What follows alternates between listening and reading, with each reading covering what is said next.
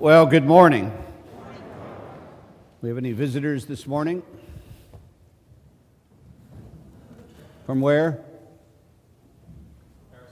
Harrisburg. Welcome. Anywhere else? Just a lot of shy people. Today, in the first reading, we find ourselves in the book of Exodus. Now, Exodus is part of the Pentateuch. It's part of the Torah, part of the books of the law. Exodus is the second book in the Bible after Genesis, and it records the events of Moses going into Egypt and bringing the Israelites out of Egypt and forming them into a nation. Now, in the book of Exodus, in the 20th chapter, we find the Ten Commandments. Now, we all pride ourselves on being Christian people. We all pride ourselves on knowing what Christians should know. And so I ask you right now, in your head, to recite the Ten Commandments. And if you can't, then how can you obey them? And if you don't know them, how can you pass them on? And if you don't know them, how can you live them? And so the challenge for us today is to look at that first reading again and to make sure that the Ten Commandments are not only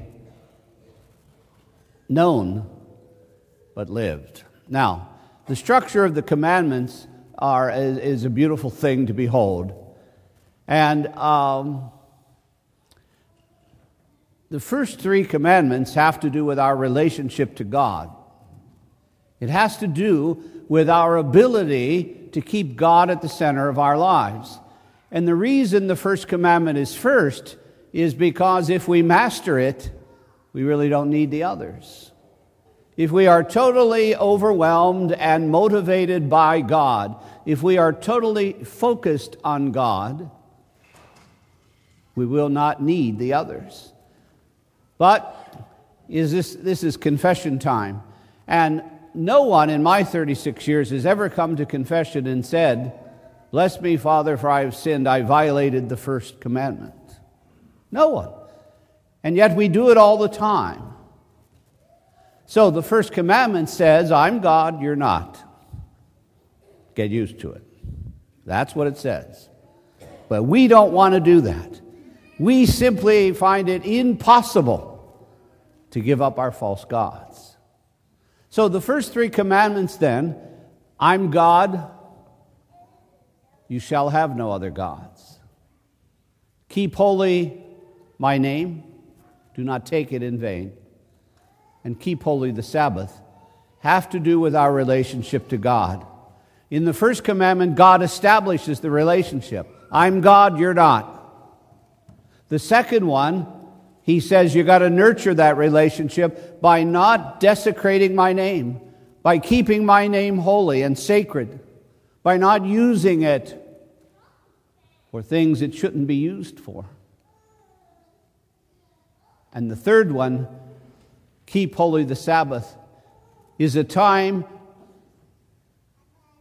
commandment to nurture us and to nurture God. We can't worship God if we're in a state of freneticism. We cannot worship God if we have no rest. We cannot worship God if we never pause and take a moment. But what's your Sunday look like? Does it look like Monday with church? Or is it truly a day of rest? And a day in which we calm ourselves and our spirits and bring ourselves to God to prepare to do the rest. So the first three commandments then have to do with God, and it bears our time to take a moment today and to look at our lives and to hold our lives up against that and to challenge ourselves. Who is God for us? And do we really trust that God? And do we really focus on that God? Or has his space been taken by other things? Perhaps by fear, perhaps by trepidation about the future, perhaps by money, perhaps by lack of money.